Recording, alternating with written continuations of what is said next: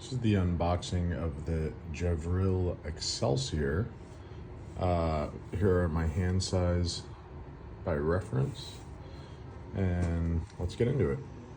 So, full disclosure, I ordered this off of Nordstrom rack, and I was attracted by the price point.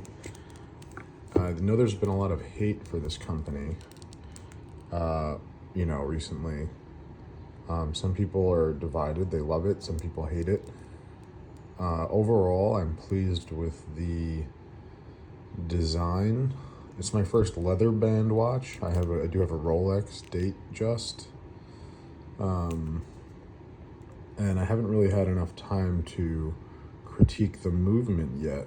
But as you can see, it's a very sleek watch. The 42 millimeter watch face is a little bit bigger than I would have liked. I think I prefer 38s, 39s, 40s, but it's still very beautiful. Beautiful watch face. Nice attention to detail on the leather.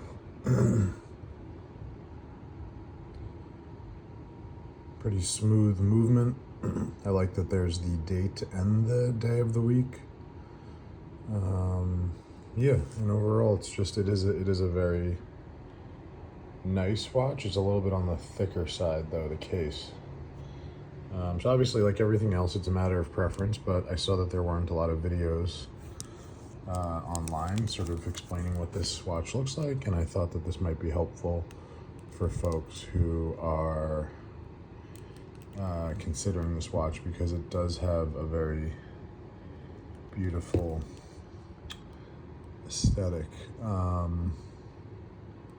at least in photographs for sure.